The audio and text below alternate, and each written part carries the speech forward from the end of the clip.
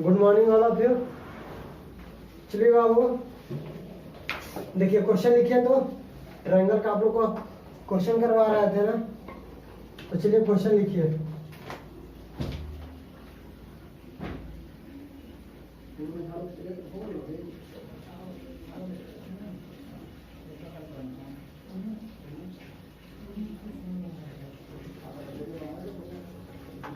In a given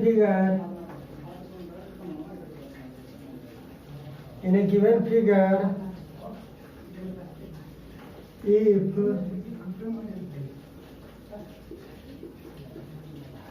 triangle ABE congruent triangle ACD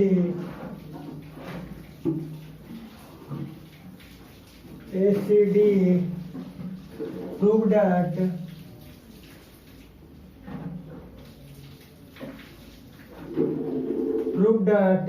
triangle ADE similar triangle ABC। एक figure दिया गया बाबू, और ABD और ACD क्या है बाबू? कन्ग्रुएंट ट्रायंगल है। ध्यान दीजिएगा, सिमिलर नहीं है, कन्ग्रुएंट है। कन्ग्रुएंट का मीनिंग क्या होता है? Shape and size both are equal होना चाहिए। क्या होना चाहिए? दोनों ट्रायंगल का शेप और साइज दोनों क्या होना चाहिए? शेप तो होना ही चाहिए और साइज भी क्या होना चाहिए? इक्वल होना चाहिए। तो ध्यान दीजिए, ट्रायंगल ABE और ट्रायंगल ACD। तो ध्यान दीजिए फिगर क्या है बाबू?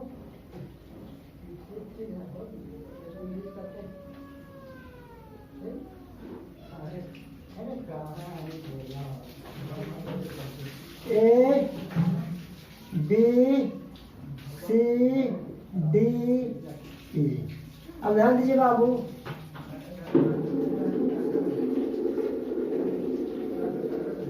D को C से ज्वाइन कर दिए और B को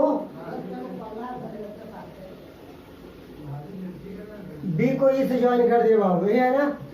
और क्या कह रहा है हमको? ट्रायंगल ADE और ABC को क्या प्रूव करना है बाबू? सिमिलर प्रूव करना है। ध्यान दीजिए,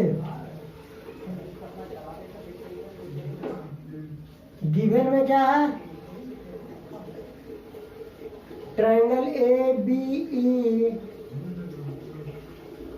कन्ग्रुएंट ट्रायंगल ACD है बाबू। अगर बाबू कन्ग्रुएंट होंगे, ध्यान दीजिएगा, AB इक्वल टू AC हो जाएगा। क्यों? सिंपलिसिटी से corresponding part of congruent triangle क्या होते हैं? इक्वल होते हैं। तो ध्यान दो, ABE ट्रायंगल, ध्यान दीजिए ऐसे बनेगा, ये होगा AB हो गया बाबू। और ACD की बात कर रहा है ना, तो ACD में ध्यान दो, एक ट्रायंगल ये हो जाएगा।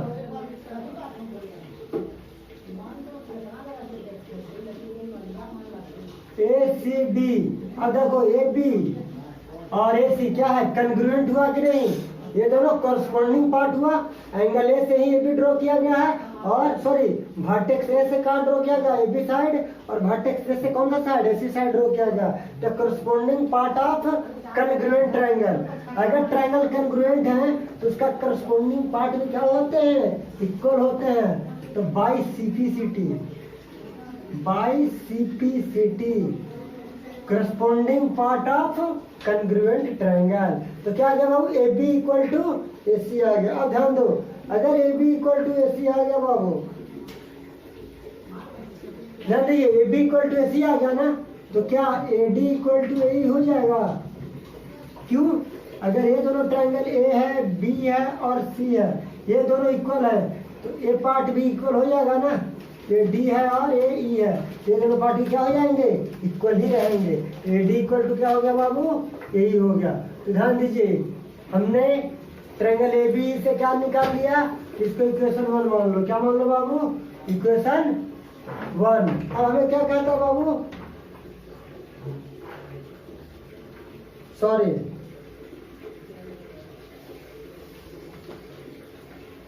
सॉरी बाबू, इसको इक्वेशन 1 मान लो और इसको इक्वेशन 2 मान लो। On dividing equation 1 and 2, on dividing equation 1 and equation 2 we get क्या पाएंगे बाबू A B upon A D और ए सी अपॉन ए क्या आते हैं ए बी अपॉन क्या पाएंगे ए डी और ए सी अपॉन डी। अब इतना जब आ गया बाबू तब इन ट्रायंगल ए डी ई और ट्रायंगल ए बी सी को क्या करने कन्वर्ट कर देंगे। इसको इक्वेशन थर्ड मान लो in triangle A D E and triangle A B C में। अब बताओ ए डी ई और ए बी सी में क्या आ गया A B upon A D A C upon A E आ गया। और बताइए ए डी ई और ए बी सी में angle A equal to angle A आ गया बाबू। जब angle A equal to angle A आ गया तब by side angle side criteria से triangle A D E similar triangle A B C A D E और ए बी सी क्या होंगे साइड एंगल साइड से इक्वल आ जाएंगे ताकि A B upon A D A C upon A ही था तो angle A equal to angle A. तो देखो A B equal to triangle A B C में क्या हो गया ए बी और ए बी किसके इक्वल हो जाएगा ध्यान दो A B equal to A C और A D equal to A B. तो A B upon A D और ए सी अपॉन ए दोनों ट्रायंगल का क्या क्या रेशियो इक्वल आ गया ना। तो अगर ट्रायंगल का रेशियो इक्वल आता है और एंगल इक्वल आता है तो ट्रायंगल क्या हो गया कन्ग्रुएंट हो गया बाबू। अब नेक्स्ट क्वेश्चन देखो। अब हमारा क्वेश्चन क्या बाबू in the given figure if in the given figure next question देखिए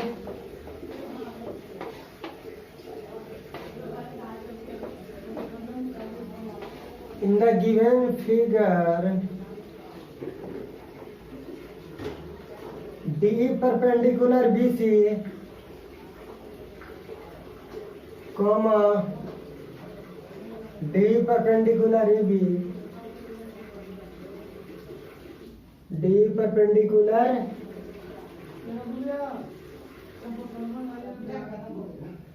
D perpendicular AB and AC perpendicular BC and AC perpendicular BC. Prove that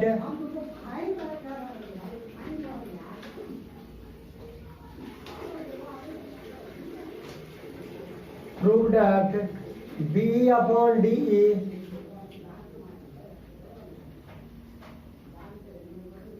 BE upon DE equal to AC upon BC। AC upon क्या आ जाएगा बाबू BC। अब figure given है ना तो एक triangle draw करते हैं। कौन सा ट्रायंगल है बाबू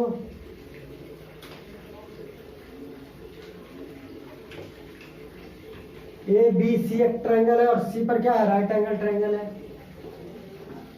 ए बी सी। ये क्या है बाबू राइट एंगल ट्रायंगल है। अब क्या किया गया है BD भी क्या है परपेंडिकुलर है नहीं। अब देखो इस पे एक परपेंडिकुलर लाइन ड्रॉ किया गया किस पे यहां से लाइन ड्रॉ करो और ये इस पे परपेंडिकुलर है क्या है ये परपेंडिकुलर है। तो इसका नेम D हो गया बाबू इसका नेम E हो गया और ये भी क्या है परपेंडिकुलर ही है। ये जो लाइन होगा ये भी लाइन क्या होगा परपेंडिकुलर ही है। तो अब बताइए बाबू फिगर आपका दिया गया है और BE अपॉन ध्यान दो BE अपॉन DE और AC अपॉन BC प्रूव करके लाना है। DE क्या है परपेंडिकुलर है तो गिवन में लिखो बाबू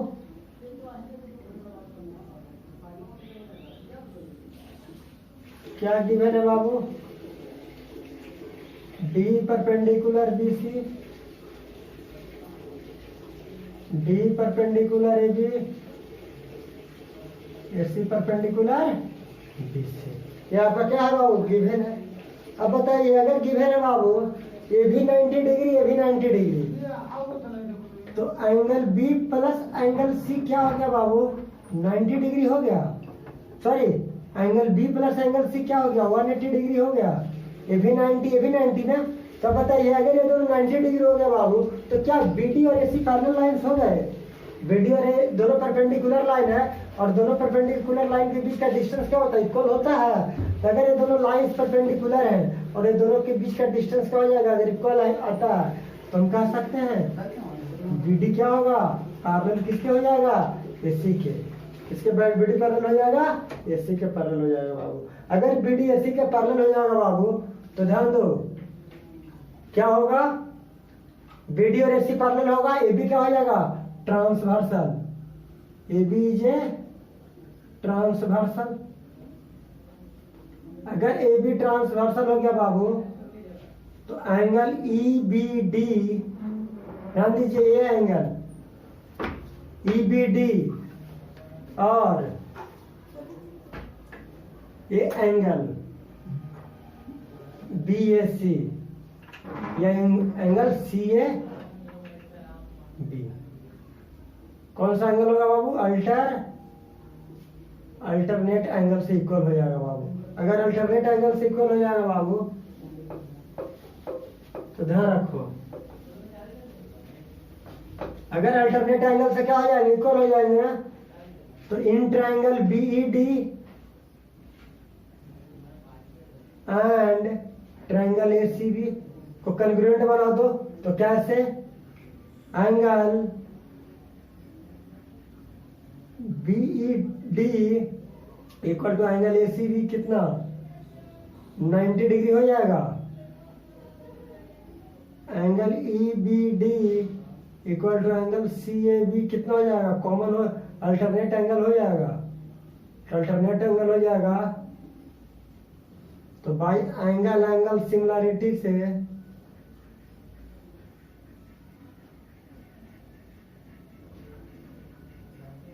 triangle BED similar triangle ACB हो जाएगा। ACB लिए है।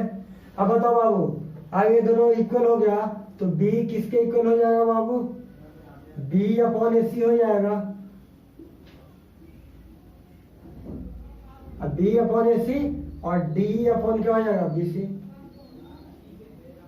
D अपॉन BC, इसी को लिख सकते हैं बाबू B अपॉन D और AC अपॉन BC। प्रूफ हो गया। क्या हो गया? B अपॉन D और BC अपॉन AC अपॉन क्या हो गया? क्रॉस मल्टीप्लीकेशन कर देंगे तो आ जाएगा। ये क्रॉस मल्टीप्लीकेशन से आया बाबू। अगर क्रॉस मल्टीप्ली B गुना BC AC गुना D तो D को इधर लेकर चलेगा, AC को उधर उस साइड लेकर चलेगा, तो आ गया। तो चलिए नेक्स्ट क्वेश्चन देखिए, अभी आपका फिनिश होता है।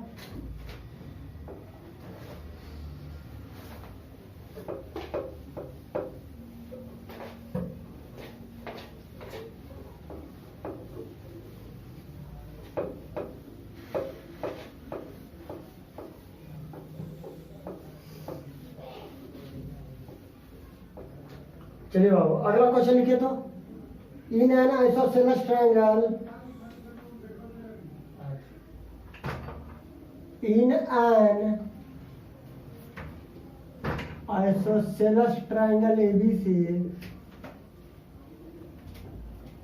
The base AB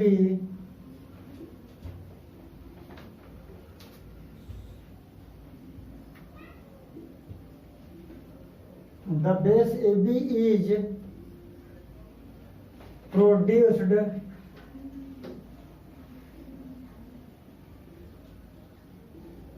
both base यानी दोनों side, both base in P and Q, in P and Q such that AP into BQ, AP into B Q is equal to A C square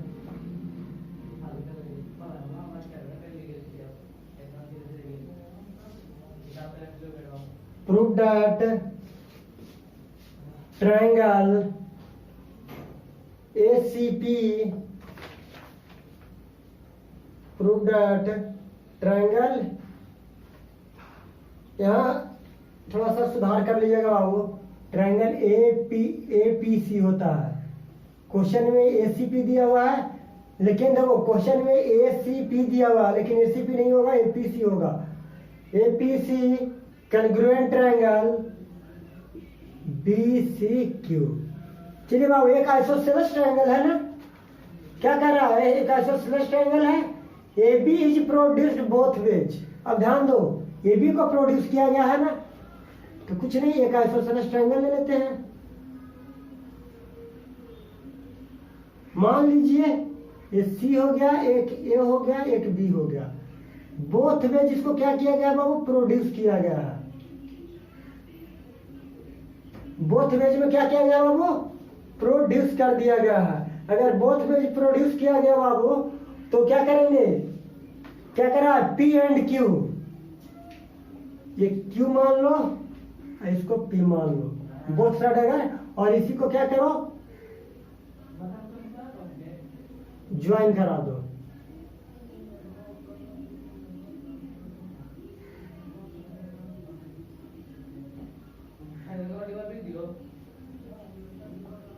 ठीक है ना, ये both side क्या कर दिया गया, प्रोड्यूस करवाया गया। अब क्या कहता है बाबू, ये बोथ साइड प्रोड्यूस करवाया गया,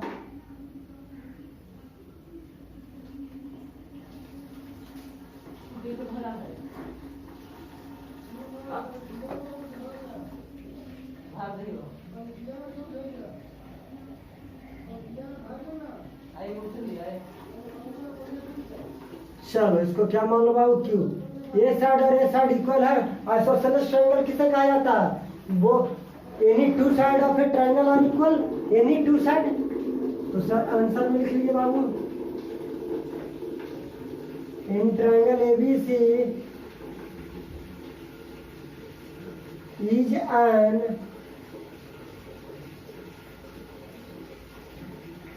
isosceles triangle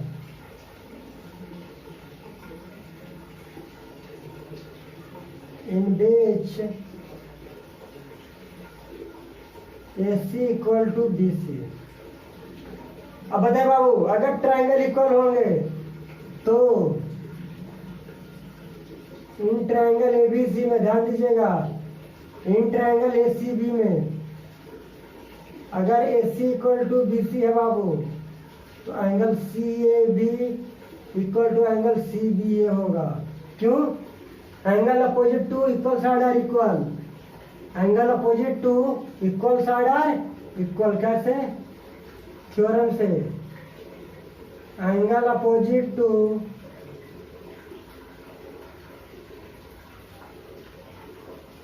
equal side are equal.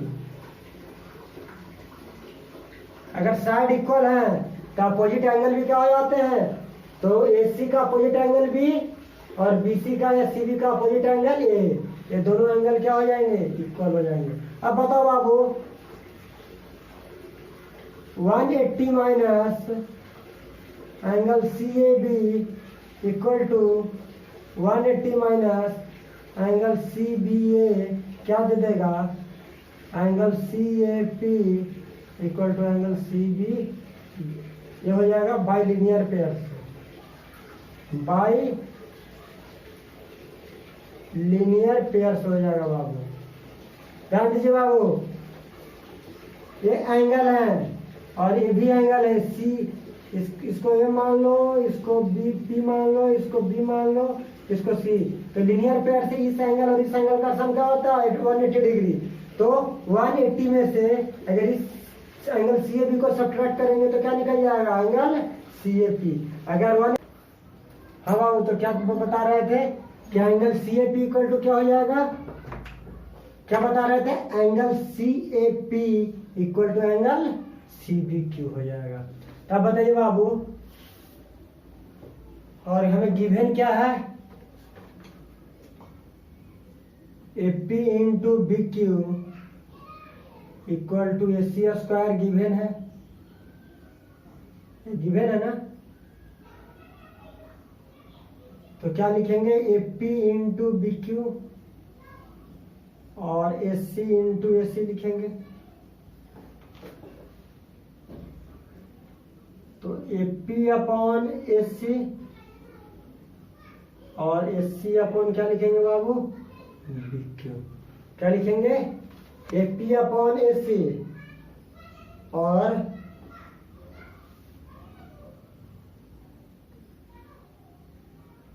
Into B Q है बाबू। हाँ चलिए सही है। अब बताओ बाबू ए सी किसके इक्वल है, बी सी के इक्वल है ना। तो ए सी इक्वल टू क्या, बी सी गिवन है, तो हम लिख सकते हैं A P upon A C और B C upon B Q लिख सकते हैं। जब इतना लिख सकते हैं बाबू, तो चलो देखो ध्यान दो बाबू, और ट्रायंगल को क्या कर देते हैं, कॉन्ग्रुएंट कर देते हैं। कौन कौन सा ट्रायंगल को, इन ट्रायंगल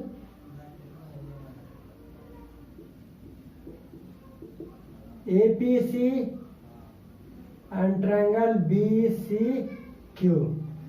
BCQ और APC को क्या कर देंगे बाबू, कॉन्ग्रुएंट कर देंगे। अब बताओ कैसे कॉन्ग्रुएंट करेंगे। तो देखो AP अपॉन AC आया हुआ है ना,